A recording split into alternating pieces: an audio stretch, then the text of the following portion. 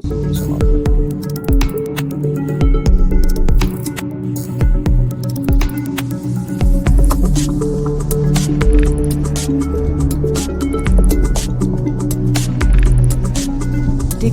AI.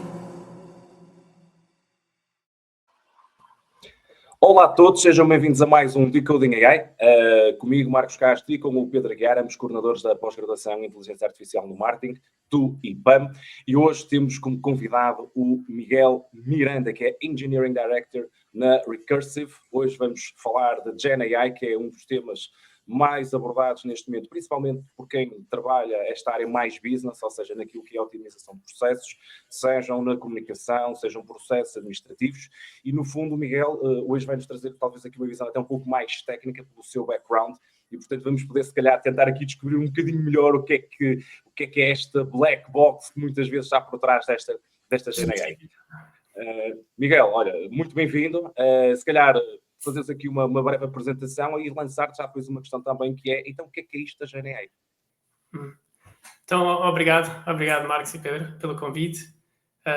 O meu nome é Miguel Miranda, natural de Lisboa, fiz mestrado no técnico em Engenharia Informática e pouco depois emigrei para o Reino Unido, onde fiz a minha carreira inicialmente em e-commerce, depois focando mais em Big Data e recentemente, já retornado a Portugal, juntei-me à Recursive AI como diretor de engenharia há aproximadamente 3 anos, empresa japonesa com co-founder português, onde procuramos desenvolver soluções com foco em sustentabilidade, usando AI, sendo a Gen AI uma das ferramentas que temos à nossa disposição. Olha, então, se calhar só um bocadinho antes de irmos à parte da Gen AI, quando nós aqui falamos em sustentabilidade, como é que sustentabilidade e inteligência artificial se podem ligar? Sustentabilidade é muito à volta dos tipos de problemas que tentamos resolver com os nossos clientes, não é? Sustentabilidade, na verdade,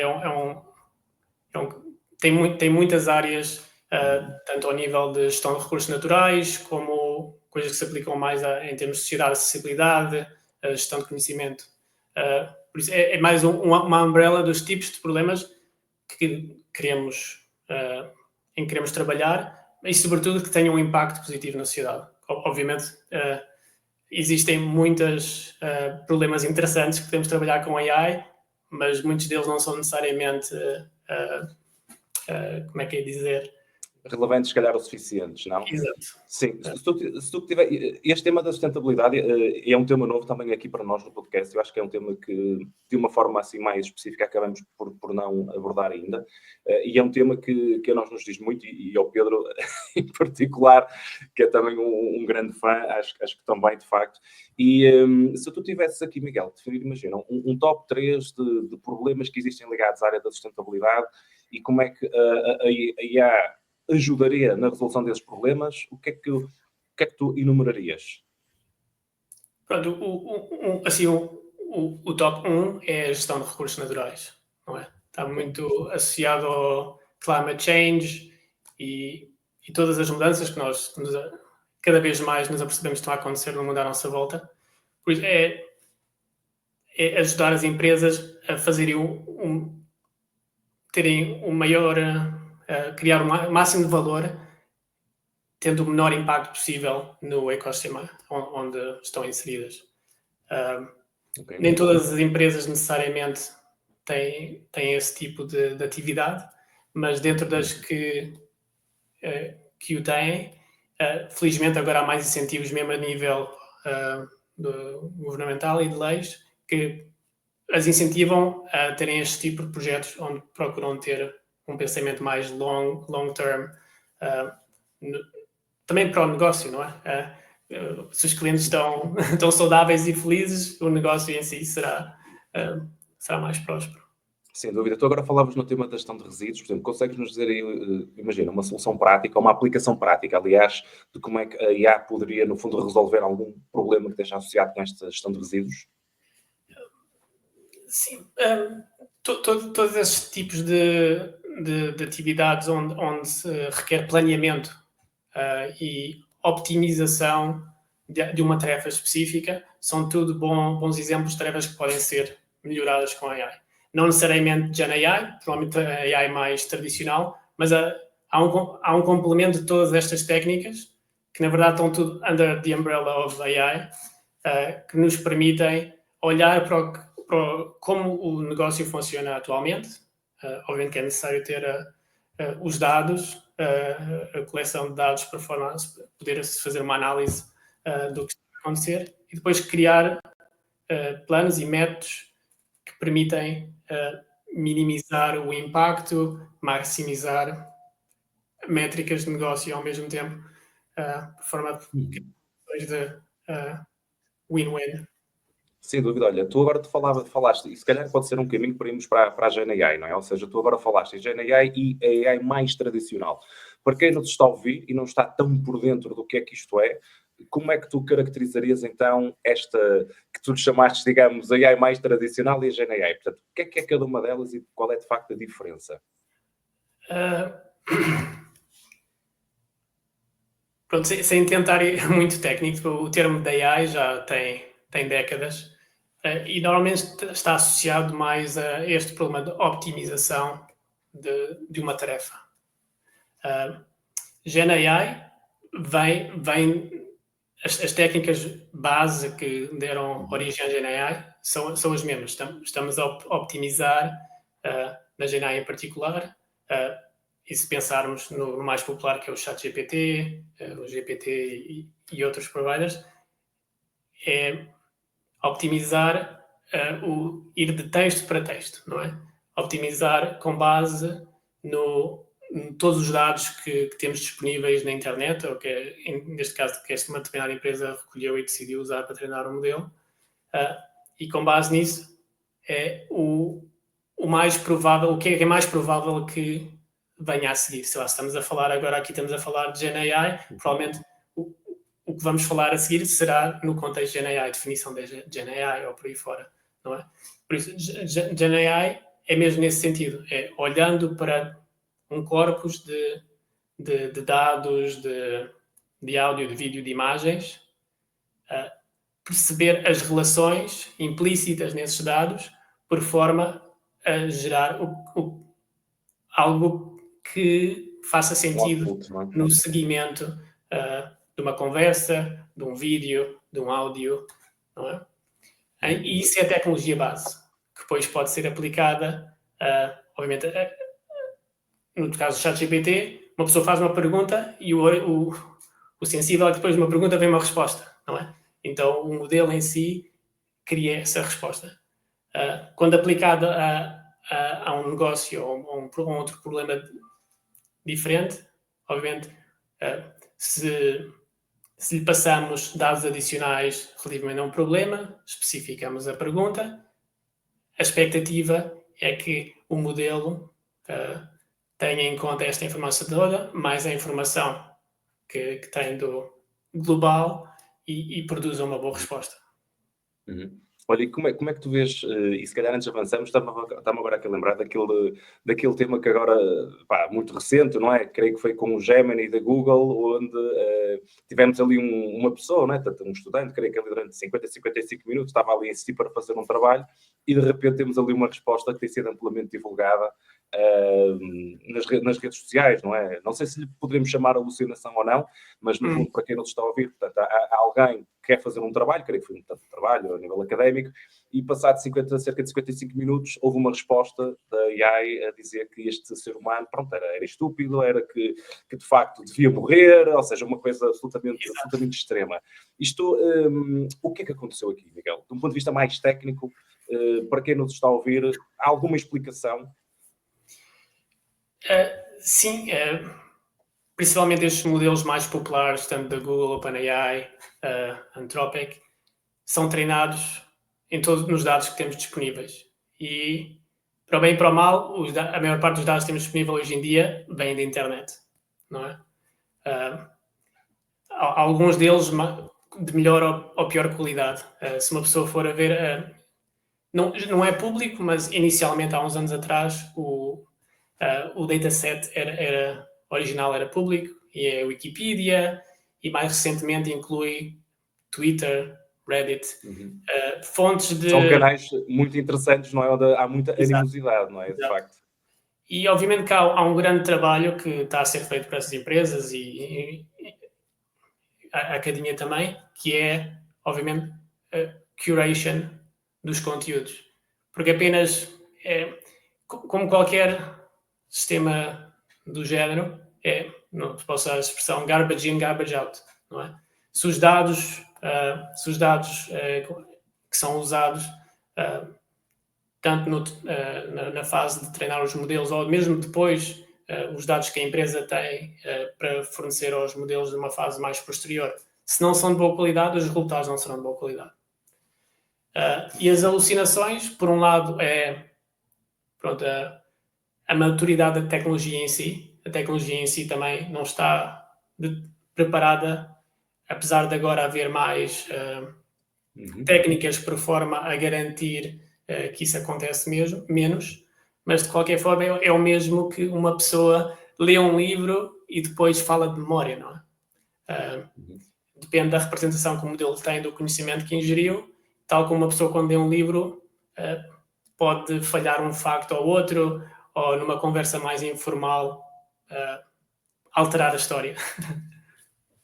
Ou seja, no fundo, e só fazendo aqui um paralelismo, Pedro, para te passar aí a bola, não é, digamos, ou seja, no fundo poderíamos dizer que tem um comportamento muito semelhante ao ser humano, não é? Na verdade, apesar de ser tecnologia, não é? Portanto, nós também temos um conjunto de experiências, absorvemos informação do mundo que está à nossa volta, neste caso, de uma forma também analógica, não é? Portanto, absorvemos, e na verdade existem factos ou fórmulas de pensamento e depois a maneira que nos expressamos, que realmente advém muito daquilo que é a nossa experiência. E quero só aqui reforçar, tu referiste aqui uma expressão que me pareceu muito interessante e que somaria muito bem isto, que é garbage in, garbage out, não é? Ou seja, realmente a qualidade dos inputs que tu vais ter depois vai ser determinante para os teus outputs, que na verdade é como nós seres humanos, não é? Ou seja, muitas vezes temos aquela, por exemplo, diz-se muitas vezes que a média das 5 pessoas com as quais tu passas mais tempo, no fundo, representam também aquilo que pode ser a qualidade ou o potencial daquilo que são os outputs que tu também vais ter. Portanto, na verdade, no fundo aqui não é a média das 5 pessoas, mas é a média da qualidade, digamos, que também esta própria AI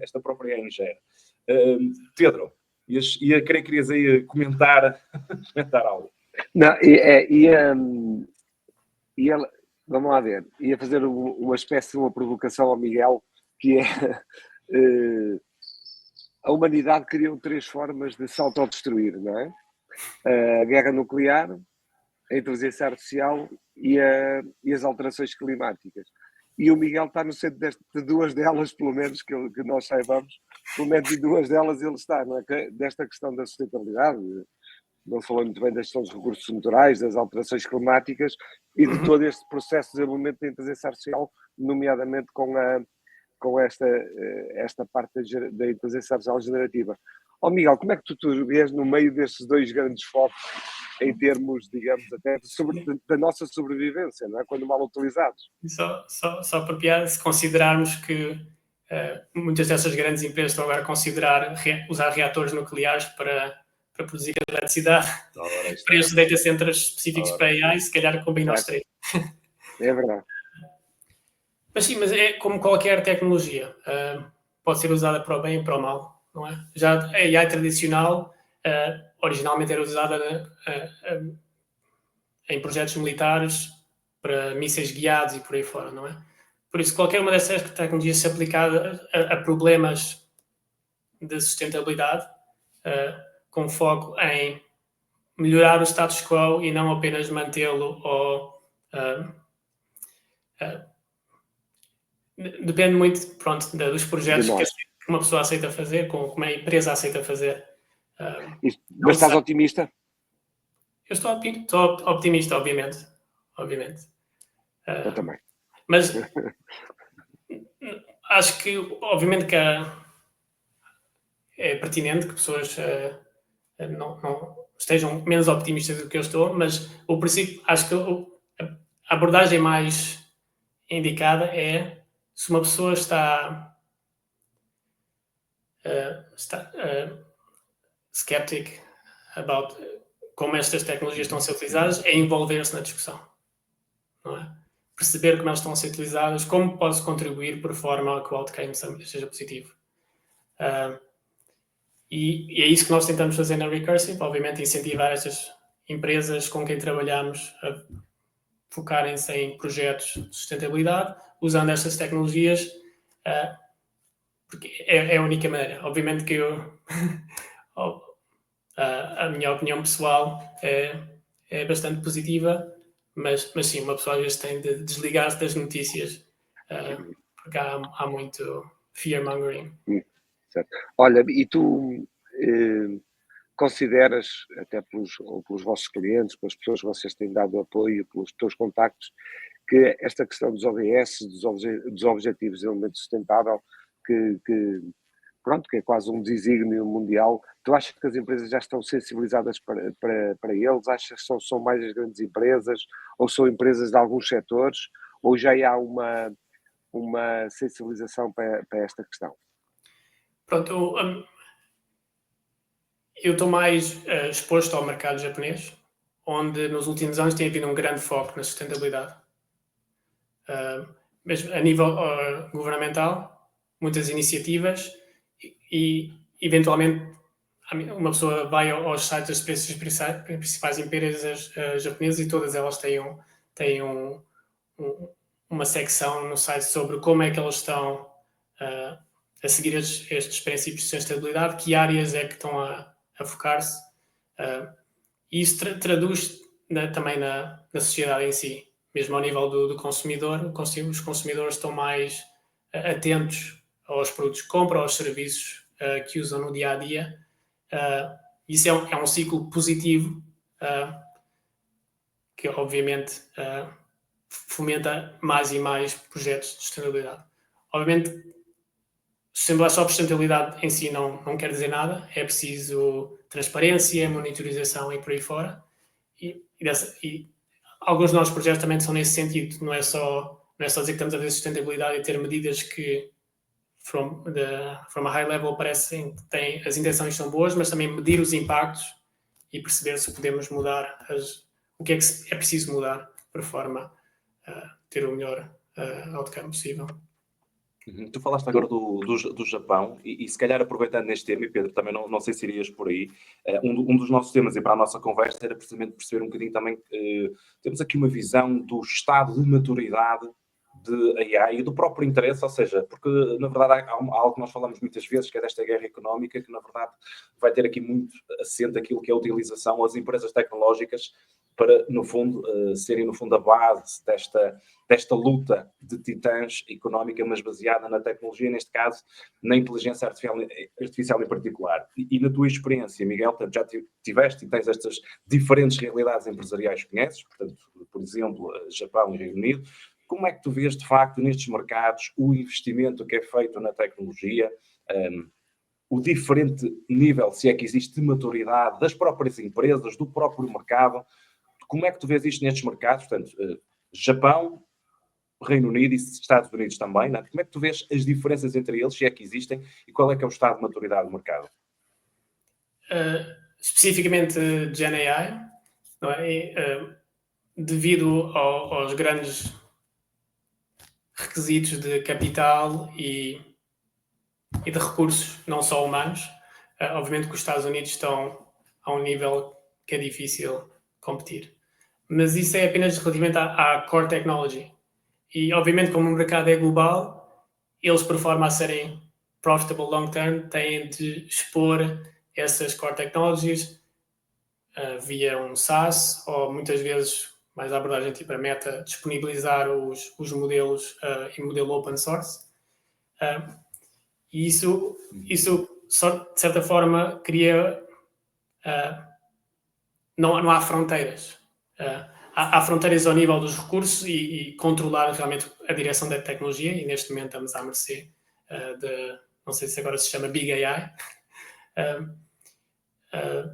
mas em termos de adoção destas tecnologias, acho que across the board é mais ou menos o mesmo.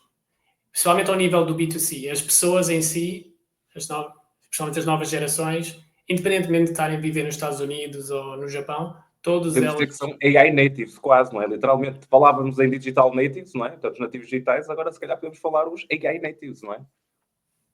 Exatamente. isso não necessariamente se traduz para o mercado empresarial. Obviamente que o US e o UK têm um apetite diferente para o risco e o espírito de startup. No Japão há um bocadinho menos... não diria que são aversos ao risco, mas levam mais tempo a aceitarem que os processos... a necessidade de alterar os processos por forma a incluir ferramentas do género do Gen AI. Mais conservadores, talvez, não é? Quando comparados com outros mercados. Exato. E há uma grande barreira que muitas vezes não é advertised, que se aplica também ao mercado europeu, que é o facto de a maior parte destas ferramentas são em inglês. Agora, menos, que o foco tem sido, na verdade, estender estes modelos para para funcionar em outras línguas que não só em inglês, mas até muito recentemente, não é? A tecnologia em si só funciona aos níveis que são publicitados nestes grandes anúncios que estas empresas fazem, mas na verdade só funcionam bem naquelas línguas. Obviamente que inglês é a língua franca de negócios hoje em dia, mas quando tentamos traduzir para algo que não seja apenas ferramentas internas que a empresa pode usar, onde os seus empregados, possivelmente já toda a gente fala em inglês, mas quando se traduz para o mercado, para os produtos que as empresas fazem, ou B2C, realmente, que não seja só com o target de jovens, torna-se um bocadinho mais complicado ter produtos da mesma qualidade que vemos nos Estados Unidos e no Reino Unido, em mercados como Portugal ou Japão, ou qualquer outro sítio onde a língua ou o inglês não esteja tão presente. Miguel, ainda nesta sequência daquilo que o Marcos te questionou, tu achas que mesmo do ponto de vista da cultura organizacional, que há no Japão uma cultura muito mais de médio e longo prazo do que há nos Estados Unidos e no Reino Unido? Longo prazo? Sim, mais no Japão, mais de longo prazo no Japão? Ou isso já não é bem assim? Ainda é. E isso tem um fator positivo. O negativo é, obviamente, o bootstrapping de entrar nessas organizações é mais difícil, mas a partir do momento que a bola de neve começa a rodar, como a maior parte destas empresas realmente pensam a longo prazo, é fácil arranjar sponsors, não é? Pessoas dentro de empresas que não estão lá apenas, sei lá, a média em algumas destas grandes empresas é 2-3 anos, no Japão é passar lá a vida, não é? Por isso, pessoas que estão dispostas a investir nestas tecnologias porque veem também como formas de beneficiar a sua carreira, e a sua carreira é associada invariavelmente a uma empresa. Miguel, agora lembrei-me de que estamos a falar de diferentes mercados. Lembrei-me de um dos casos mais recentes que tivemos, que é do famoso LLM português. Portanto, o famoso Large Language Model português. Como é que tu vês isso? Isto é possível, não é? Nós temos, obviamente, uma ideia, mas para quem não nos está a ouvir, qual é a perspectiva de alguém mais técnico? Portanto, temos aqui também um insight diferente. É preciso iniciativas deste género, independente de achar que o LLM português é um bocadinho abusar, mas é preciso haver iniciativas deste género, principalmente ao nível dos dados portugueses, não é? Haver uma iniciativa, não só em Portugal, mas a nível europeu dos vários países, por forma a preservar os nossos dados. Ter um corpus de dados portugueses que representa não só a nossa língua, mas a nossa cultura, a nossa maneira de viver, se é que podemos chamar isso, por forma a preservarmos e treinarmos possivelmente modelos para serem usados no contexto de Portugal. Porque se for apenas o fator da língua, os modelos que estão a sair agora falam português, muito provavelmente com um sotaque brasileiro, mas falam português.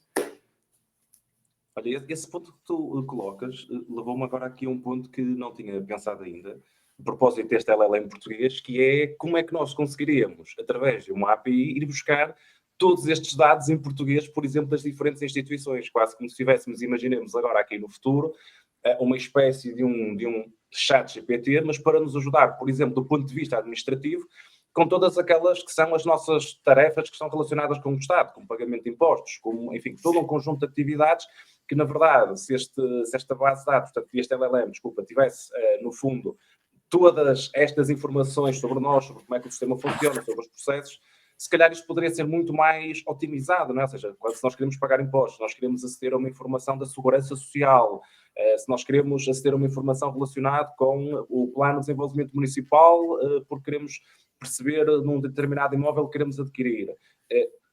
Quer dizer, isto achas que seria algo realmente possível e poderia realmente otimizar um país?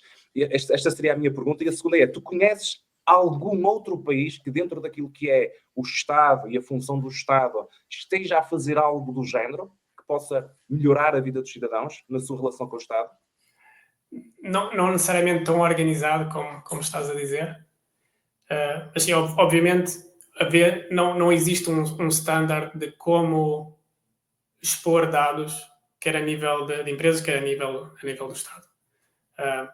Mas iniciativas como o OpenGov, penso que é dos Estados Unidos, em que há muitos datasets que estão disponíveis de várias instituições a nível federal como a nível estatal, permitem aceder a esses dados. Não são necessariamente dados com foco no Gen AI, mas talvez mais tradicional AI, mas é importante. É importante e é algo que não penso que é uma grande lacuna que não está a ser tratada. Porque daqui para a frente há uma tendência que já se vê em alguns projetos em academia, porque já há muitos anos que se vê valor em recolher dados.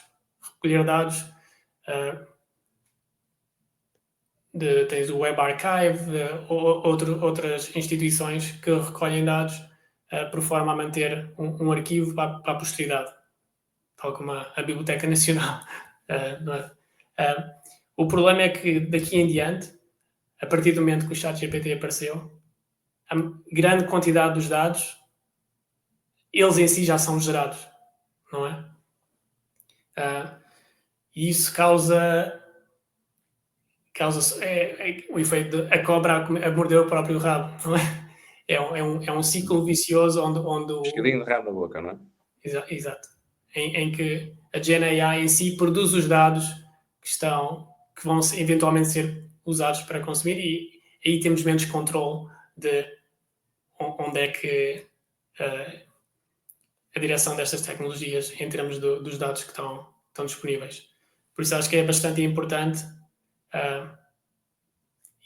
Mas estas iniciativas já acontecem, mas provavelmente não organizadas, não criando um standard onde os dados estão disponíveis. Porque, como eu disse, a Biblioteca Nacional, temos o Arquivo Nacional, que faz esse trabalho, mas não necessariamente com o foco nestas novas tecnologias e mais apenas da preservação. Miguel, uma coisa que se tem discutido muito, nomeadamente até no âmbito da saúde, mas está ligado com isto que estavas a acabar de referir, que é todos nós, não é, cidadãos, vamos ter que tomar uma decisão entre, digamos, a privacidade dos nossos dados, não é? Ou então, ou até a nossa liberdade individual, ou cedendo dados e permitindo que os nossos dados tenham acesso, também vão viver melhor, vão viver mais tempo e se calhar com maior qualidade. Tu achas que isso vai ser uma decisão que nós todos vamos ter que mais tarde ou mais cedo tomar? Sim. E penso que se nós não tomarmos, já foi tomada por nós. Não é? Pois isso é curioso e é uma dúvida que eu tenho. Se isso pode acontecer, não é? Alguém já tomou até essa decisão por nós, não é? Em alguns países, pelo menos. Mesmo ao nível europeu, apesar de nós termos iniciativas como o GDPR e por aí fora, sempre que nós assinamos um contrato, já há muitos anos havia a cláusula relativamente à utilização dos dados. E a maior parte das pessoas não prestam atenção, não é? Quer seja online, quer assinar o papel, não sei, vamos ao hospital e inscrevemos no hospital e há sempre a caixinha a dizer se os meus dados podem ser utilizados para fins de investigação ou de marketing. obviamente, os fins de investigação parece ter benefícios long term de usarem não necessariamente dados específicos à minha pessoa, onde é que eu vivo, mas à minha experiência de saúde, por forma a desenvolverem novos tratamentos. Mas sim, é algo que as pessoas provavelmente não pensam no dia a dia, mas a maior parte dos casos a decisão já foi tomada. E normalmente, quando se ouve nas notícias relativamente à mudança da lei, é porque realmente houve uma mudança da forma como as pessoas, mais a nível europeu, veem o que é razoável em termos de dados serem recolhidos, e também o default, não é? Porque muitas vezes é o opt-in ou opt-out, não é? A abordagem atual é que o que é sensato é que seja opt-in. As pessoas têm de explicitamente dizer que querem que os seus dados sejam recolhidos. E dar o seu consentimento. Antes do GDPR, sei lá, prior to 2016, era ao contrário. O mais provável é que qualquer um dos serviços que nós utilizáramos durante essa early 2000s e até esse momento, os nossos dados foram e nós dissemos que sim, mesmo que não soubéssemos. Marcos, deixa-me só, não é querer voltar atrás, mas é um bocadinho regressar a esta questão da sustentabilidade. Eu ontem estive aqui em Lisboa num congresso de frotas de automóveis empresariais e mesmo eu não tinha a noção de que a legislação cada ano que vai até 2035, onde as frotas obrigatoriamente vão ter que ser 100% elétricas, mas em 2026, se a tua empresa não tem uma percentagem, que eu agora não sei de cor, uma percentagem de carros elétricos, tu és penalizado, não é? Fiscalmente, financeiramente, por aí fora. E 27 aumenta, portanto vai aumentando a obrigatoriedade do peso do automóvel elétrico até aos 100%, isto para as empresas e para as frotas das empresas. Tu achas, Miguel, também é uma coisa um bocadinho fora da AI, mas aproveitar a tua experiência, quer em termos das várias culturas, que eu acho que isso é fantástico, quer em termos dos contactos que tens tido, tu também há bocado estavas otimista em relação à inteligência artificial. Agora, e nós estávamos de acordo, eu e o Marcos, tu estás também otimista que finalmente, porque isto é muito europeu, isto que eu acabei de dizer, não é? Mas eu no Japão também não grande dúvida, e já falaste nisso também que sim, mas nomeadamente os Estados Unidos, nomeadamente agora com a nova estrutura da Casa Branca, o próprio Reino Unido, tu acreditas que finalmente vamos olhar para a sustentabilidade como uma das grandes ameaças que a humanidade tem que enfrentar e que está a enfrentar?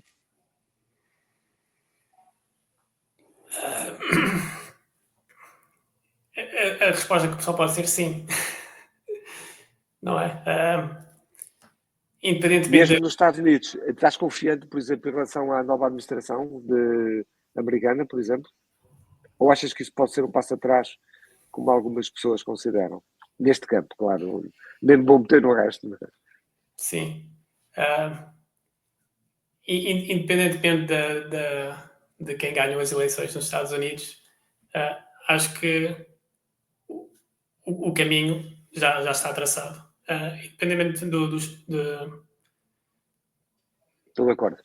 Das pessoas pensarem, determinadas pessoas acreditarem ou não nos impactos de não seguir sustentabilidade, ou seja, aquecimento global e por aí fora. As empresas em si, é um país capitalista, não é?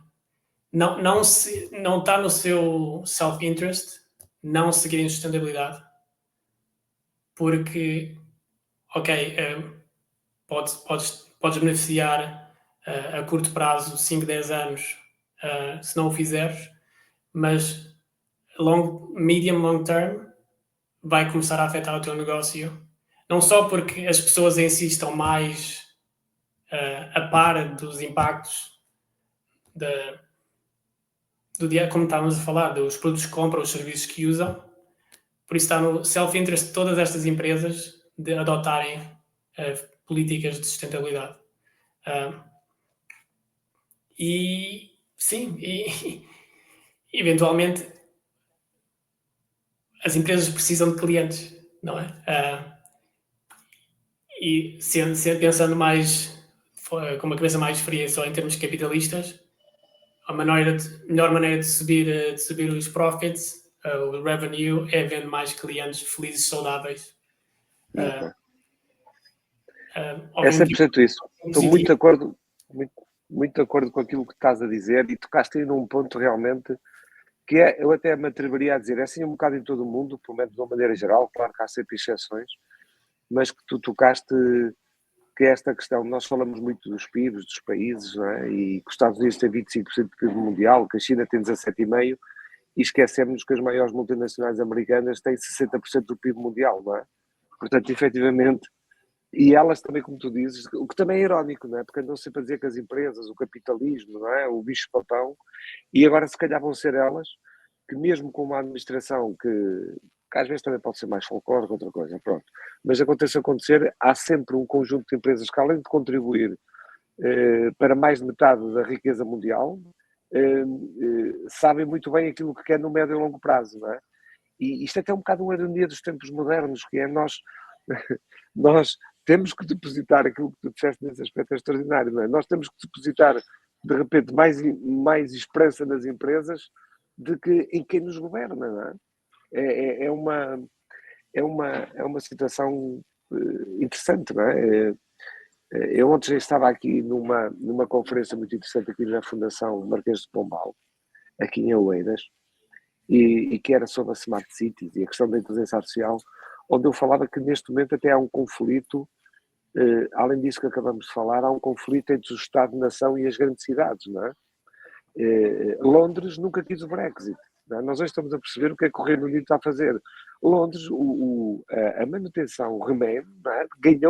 ganhou esmagadoramente em Londres. Não é? E Londres hoje tem problemas de competitividade, de atração de empresas, de atração, etc., porque há aqui um conjunto de fatores, onde a AI, nós também sabemos que trabalhou muitas vezes numa zona mais escura, mas realmente o mundo está realmente com estas duas questões, com a questão de depositar mais esperança nas grandes organizações e elas terem hoje um poder, e também depois a questão das grandes cidades na relação com o Estado-nação onde elas pertencem, porque o grande desafio também está aqui, também está nas grandes cidades, que eu, ao preparar a minha intervenção, fiquei absolutamente admirado que o futuro, ao contrário, por exemplo, do que eu pensava, admito, é que as cidades vão ser cada vez maiores, portanto vamos fluir cada vez mais para as cidades, elas vão ser mais complexas, e aquela coisa que eu tinha de vamos sair da cidade, etc., não é bem assim, e pode nem ser tão sustentável, desde que nós saibamos gerir as cidades. Desculpa lá que eu alonguei-me um bocado neste comentário, mas era uma coisa que eu próprio estou surpreendido com este caminho, não é? E era para reforçar um bocadinho essa tua ideia que disseste agora, que muitas vezes as empresas, independentemente de estar um Trump, um Biden ou uma Kamala Harris, as empresas sabem bem o caminho que querem tomar. Isso é muito interessante, muito interessante. Voltando se calhar agora aqui o tema da AI, pegando neste tema que falamos, diferentes países. Miguel, tu que desafios é que vês na implementação da AI em diferentes países, inclusive é o caso de Portugal? Desafios a nível empresarial, por exemplo, que desafios é que tu vês? Quais é que são os principais gargalos que tens encontrado? Mas pronto, focamos em Gen AI. O principal desafio é mesmo a exposição que a maior parte das pessoas tem na sua vida pessoal ou que é Gen AI. Antes de sequer ter começado a pensar nos casos de problemas empresariais que se podem resolver, as pessoas com quem se fala já pensam em Gen AI, é o ChatGPT, é o Midjourney. E é difícil vender uma tecnologia nesse sentido, porque as pessoas assumem sempre que vamos fazer um chatbot. Pode fazer sentido em customer service e por aí fora, mas não é a única coisa que se pode fazer com Gen AI. Por isso, é menos dizer tens de implementar Gen AI, mas é olhar para os teus problemas e que parte dos problemas é que podem beneficiar de usar Gen AI como uma tool. Ou seja, no fundo, o que queres dizer é o facto de ela estar muito disseminada neste momento e, portanto, muitas pessoas estarem conscientes de que é realmente uma ferramenta que nos ajuda a resolver problemas. Na verdade, o facto das pessoas também estarem conscientes que a tecnologia existe pode também levar a que elas tenham um pouco uma ideia daquilo que, de facto, se calhar a tecnologia não é ou pode, de facto, vir a ser. E isso acaba por ser realmente um desafio. Se tu tiveres que olhar agora para o futuro e olharmos, e principalmente, por exemplo, dentro daquilo que são os diferentes níveis da AI, que nós temos da OpenAI, aqueles 5 níveis, e agora os AI agents, e depois os agentes que nós vamos ter, que serão no fundo criadores e que inclusive teremos organizações, por exemplo, nós há bocado falávamos do LLM português, se calhar nós vamos ter no futuro uma organização que pode ser o próprio Estado de um país, grande parte tudo aquilo que são processos, literalmente a funcionar de forma totalmente autónoma. Como é que tu vês a evolução da tecnologia nos próximos anos? Eu sinceramente acho que vai haver sempre dois caminhos. Há realmente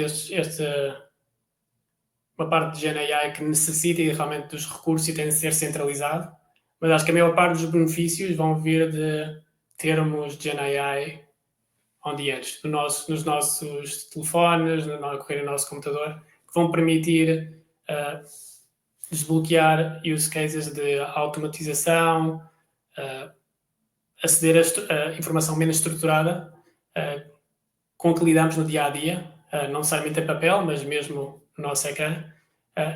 E acho que esse é que vai ser realmente o caminho onde vamos tirar o maior benefício para as empresas e para as pessoas no geral.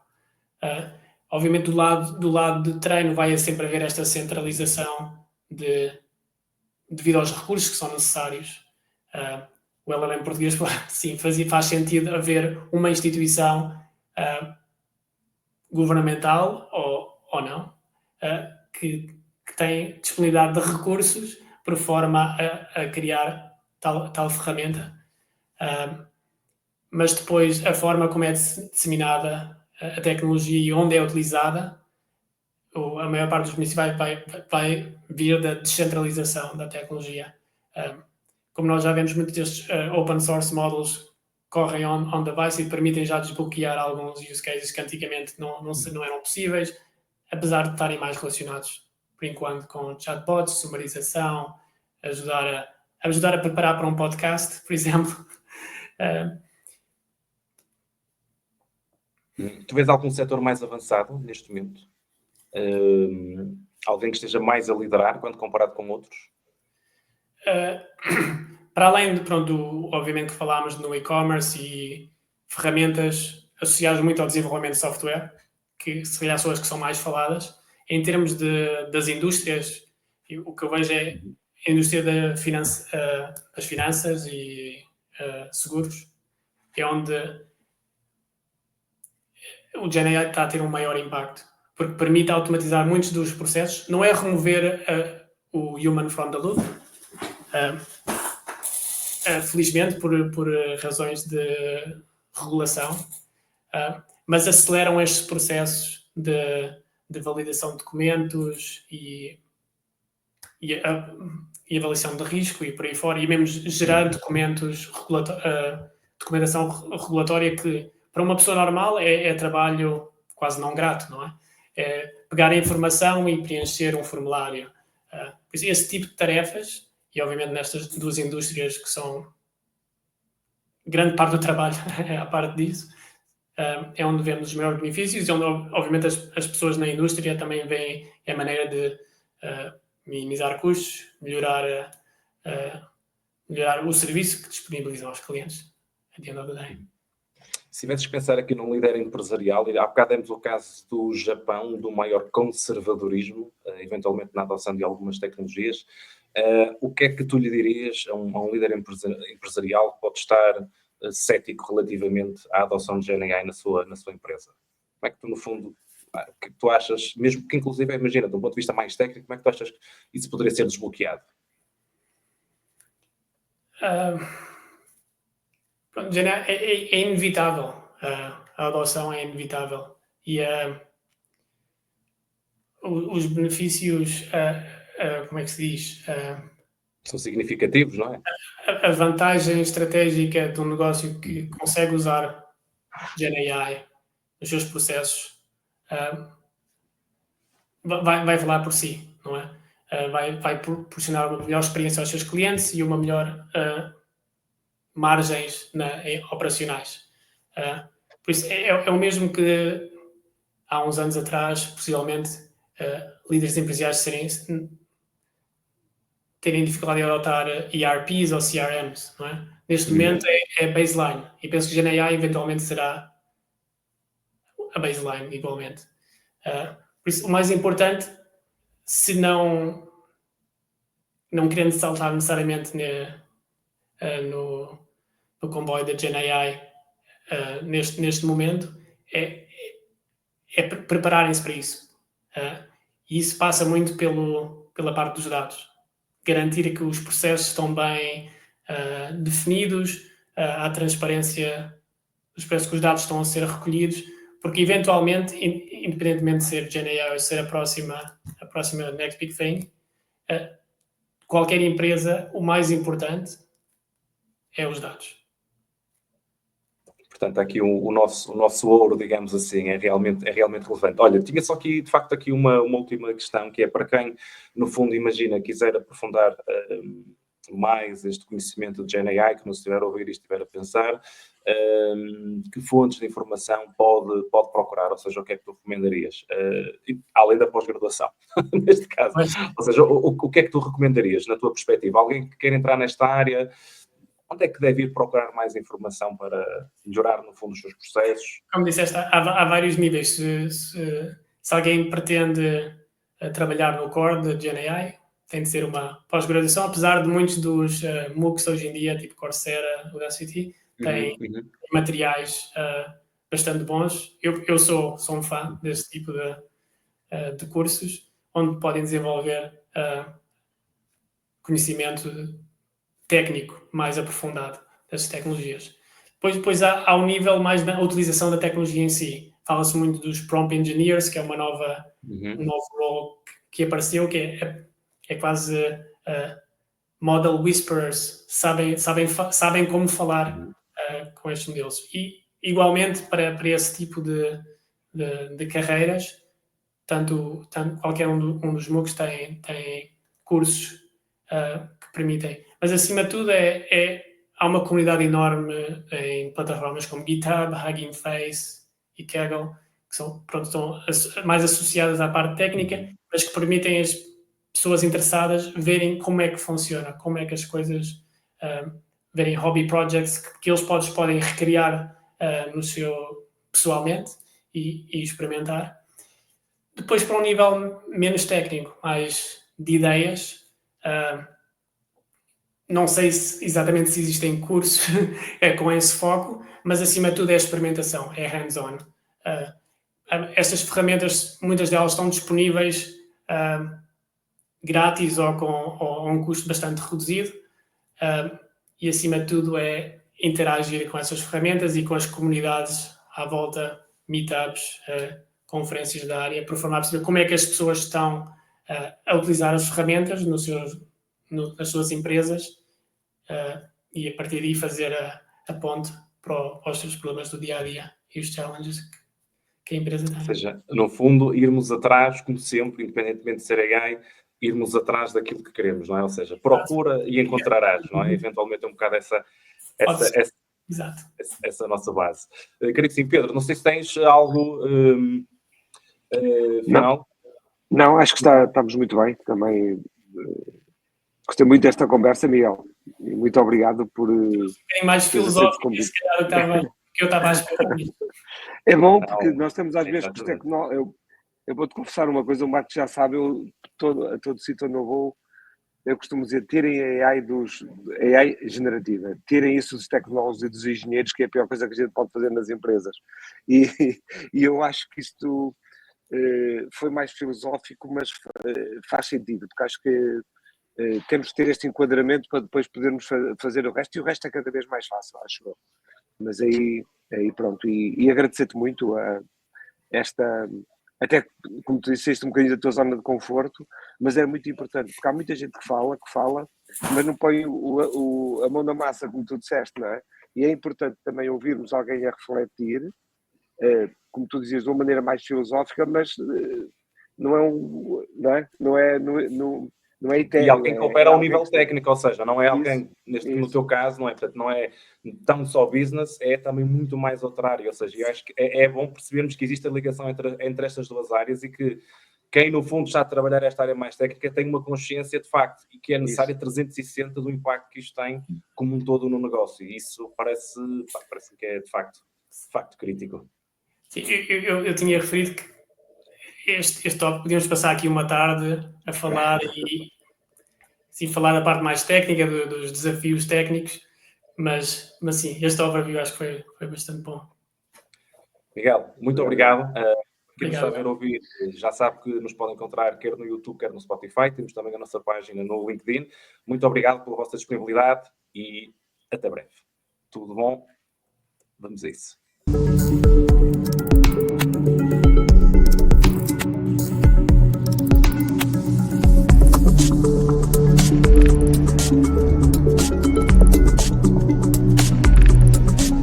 Decoding AI.